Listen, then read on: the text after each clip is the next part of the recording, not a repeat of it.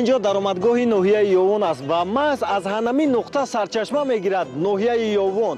ворид мешавем ба ноҳияи Ёвон. моро ҳамроҳ бошед, сафари мо хубу хотирмон хоҳад буд.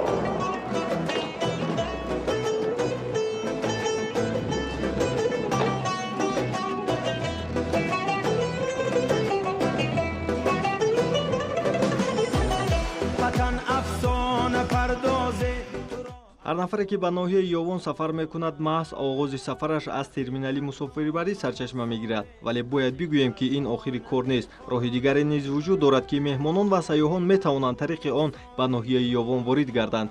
ин роҳ бошад роҳи оҳан аст. ҳоло мо раҳамонро ҷониби терминали роҳи оҳани ноҳияи Ёвон мегирем то барои шумо он маконро аз наздиктар нишон диҳем.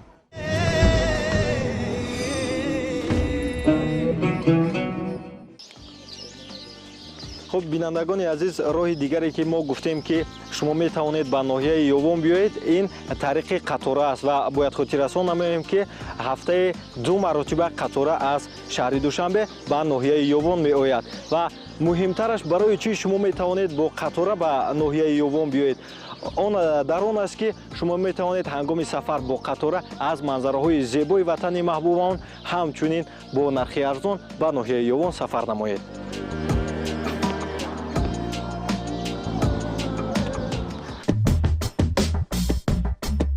با شرافت استقلالیت دولتی و وحدت ملی ناحیه یوون روز به روز رشد میکند. ترمینال راهی آهن باشد یکی از دستاوردهای بی‌نظیر این ناحیه برهوا است و در رشد و پیشرفت ناحیه سهمگذار است.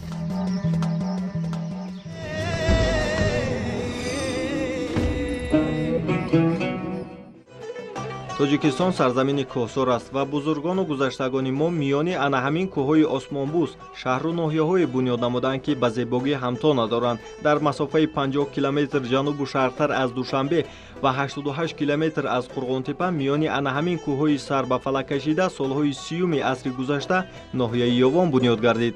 مرکز این ناحیه شهرک یوون است.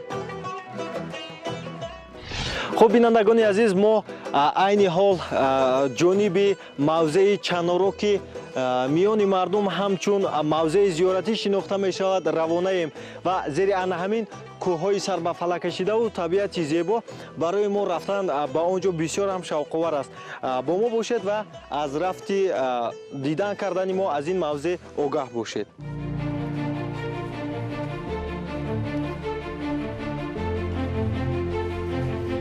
یوون موافق مأخذهای تاریخی نام دهمین فرزند آدم بوده است. تحقیقات‌های باستانشناسان نشان داده است که در این سرزمین در عصر سنگ باششگاه‌های آدمان قدیم موجود بوده است. طبیعت تاجیکستان واقعا افسونکار است. انا همین کوه‌ها و سنگ‌های بزرگ و عظیم جثه باز هم با طبیعت زیبای وطن عزیز و محبوب ما حسن دیگر ظاهر می‌کنند و عین حال که در ناحیه یوون قرار داریم و طبیعت ناحیه یوون رو این سنگ‌های عظیم جثه و کوه‌های سر به فلک کشیده باز هم زیباتر و زیباتر می‌گردانند.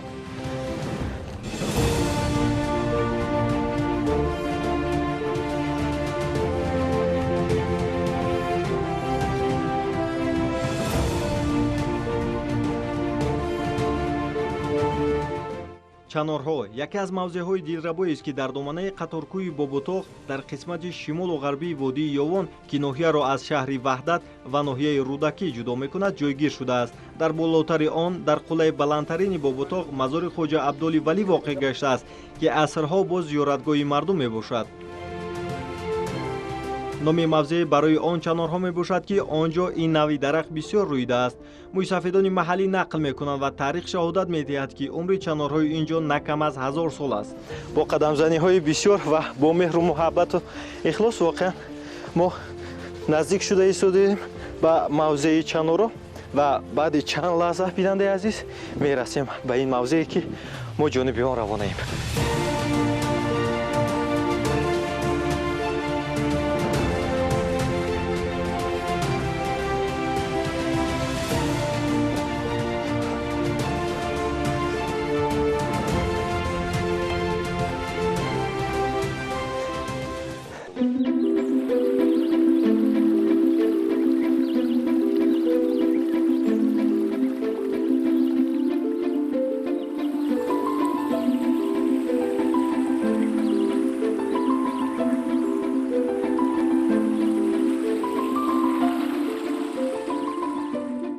мавзе ро ба хотири яке аз пирони тариқат ки хоҷа абдули валӣ ҳастанд эҳтиром мегузоранд ва бисёр вақт барои зиёрат ва истироҳат ба ин мавзе меоянд. чуноне ки ба мо маълум гашт, ривоятҳое ҳастанд ки мардум мегӯянд ҳангоме ки душман хоҷа абдули валиро аз дунболаш дунболгирӣ мекарданд ва ӯ аз тарафи деҳаи дастгираки ноҳияи ёвон ба ин мавзе мегурехт ва дар ниҳоят ӯ бо аспи худ омад расид ба ҳамин мавзе ва чуноне ки мебинед ин мавзе пур аз харсангҳо буду ва ӯ наметавонист бо аспи худ аз ин мавзе боло шавад ва чӣ мӯъҷизае рух дод ки хоҷа абдули валӣ тавонист аз ана ҳамун поён болои ана ҳамин харсангҳо бо аспи худ боло шавад ва ба баъзе ривоятҳо ҳоло мо ки дар танаи сангҳо изеро мебинем ба гуфти мардумони ин деҳа ва мардуми таҳҷоӣ солҳои кӯҳан ки аз даҳон ба даҳон омадааст, ин изҳои аспи хоҷа абдули валӣ мебошад ва мо болотар меравем то бубинем ки дар он ҷо чӣ сирри ниҳон аст.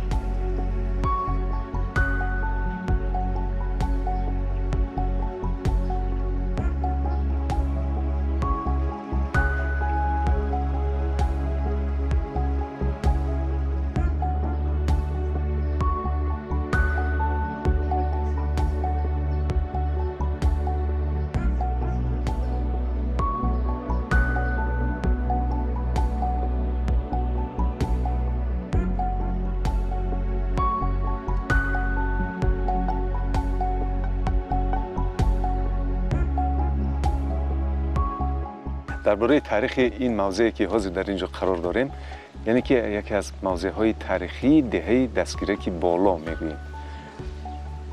ин зиёратгоҳи чинорро ном дорад. мо аз хурдӣ медонем ки ҳар рӯзи чоршанбе ба ин мавзеъ зиёраткунандаҳо меомаданд ва таърихи ин зиёратгоҳ аз куҷо сар мешавад? аз гуфти мӯйсафедони калонтарини қишлоқамон, мӯйсафедони калонтарини деҳа мегуфтанд ки дар замоне ки ҳазрати хоҷа абдули валӣ аз душманҳояшон мегурезанд, меоянд то ба ҳамин мавзее ки ба болои ин зиёратгоҳ мебароем. дар он ҷое ки зинаҳо ҳозир сохта шудааст, пештар зина набуд. дар хурдиам дар ёди ман ҳаст ки аниқ дар ин ҷо зина набуд. мо ба воситаи он сангҳо кӯшиш мекардем ки дар ҳамон ҷое ки пойи ҳазрати хоҷа абдули валӣ мегӯянд ки бу аспи хоҷа абдули валӣ пойи аспи хоҷа абдули валӣ аст, бо ҳамон по мо кӯшиш мекардем ба ҳамин боло бароем. ана вақте ки ҳазрати хоҷа абдули валӣ бо асокаши худ гурехта меоянд то ҳамин мавзеъ, ин ҷо мавзеъ аст ки ин як ҷои деворе аст ки дигар баромада намешавад. агар баромада ҳам тавонӣ вақти бениҳоят зиёдро мегирад ва ҳатман душман ба ту расида мегирад. бинобар ин мегӯянд ки ҳазрати хоҷа абдули валӣ дар ҳамин ҷо аз парвардигор талаб кардааст ки парвардигоро дастгир ва ба воситаи аспаш мегӯянд ба ҳамон дар танаи сангҳо нали асп шиштаву ба ҳамин боло мебарояд. ҳамин як таърих аст. ба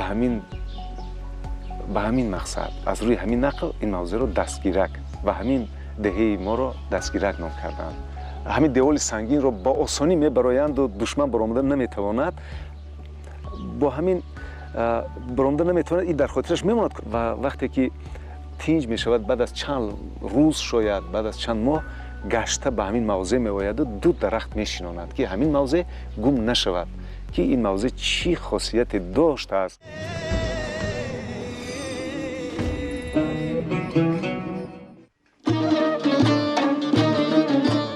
бо поёни соли 2018 ҳамчун соли рушди сайёҳӣ ва ҳунарҳои мардумӣ дар ноҳияи Ёвон ба ҳунарҳои мардумӣ ва эҳёи онҳо диққати ҷиддӣ дода мешавад. Бо ҳамин мақсад дар ноҳия сехҳои дузандагӣ, бофандагӣ ва қуроқдузӣ фаъол аст, ки дар он занони маҳаллӣ ба ҳунаромӯзӣ машғуланд.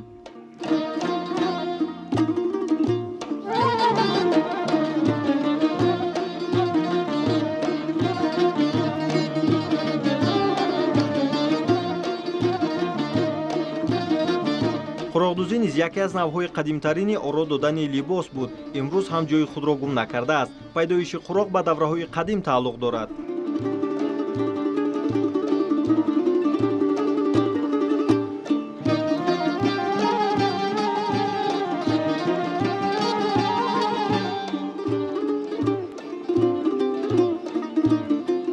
қуроқ навъҳои санъат ва ҳунари миллии халқист. вақтҳои пеш қуроқро барои ҷиҳози хона ва дигар лавозимот истифода мебурданд. қуроқро барои ба зебтар намудани маснуоти ороишӣ дар либос истифода мебурданд. қуроқ аз матоъҳои ранга истифода шуда баъзеаш дар шакли секунҷа ва чоркунҷа бурида духта мешавад. қуроқро дар ду шакл медӯзанд. яке бо даст ва дигаре бо мошинаи дарздӯзӣ.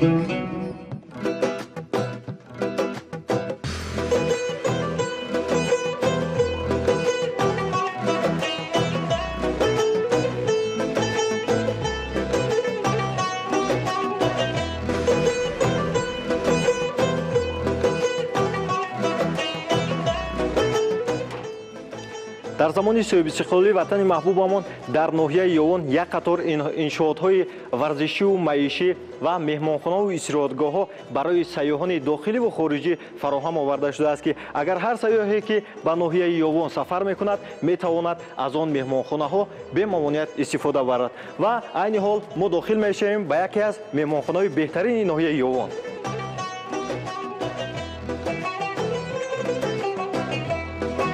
салому алайкум. ман муҳаммадҷон ҳаитов дар доираи барномаи сайри тоҷикистон имрӯз дар ноҳияи Ёвон меҳмон ҳастем ва ба меҳмонхонаи шумо омадем то шаби худро саҳар намоем ва аз шумо эҳтиромона хоҳиш мекунем ки як ҳуҷраи беҳтарини меҳмонхонаатонро бо тамоми шароитҳояш барои мо диҳед.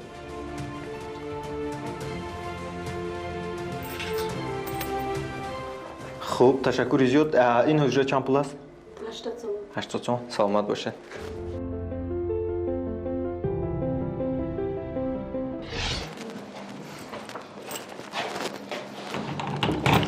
хуб, тасаввур мекунам ки ҳангоми вориди меҳмонхона мешавам, чӣ гуна шароитҳои зебо барои гузарондани ин шаб маро интизор аст ва бо умеди он ки зебогиҳо дар ин дарун бисёр аст, вориди ин утоқ мешавам.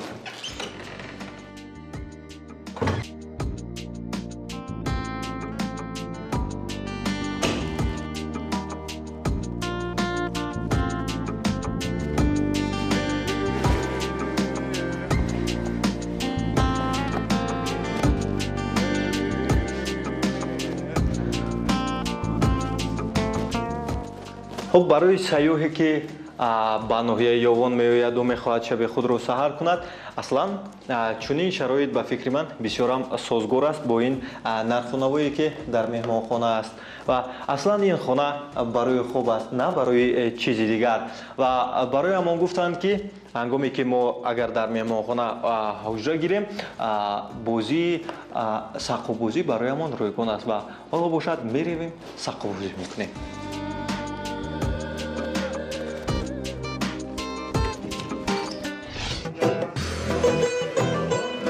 ин буд сайри имрӯзаи мо дар ноҳияи ёвон. Умедворем ба қадри имкон барои худ маълумоти заруриро гирифтед. Акнун метавонед шумо низ ба сайри ноҳияи ёвон равед.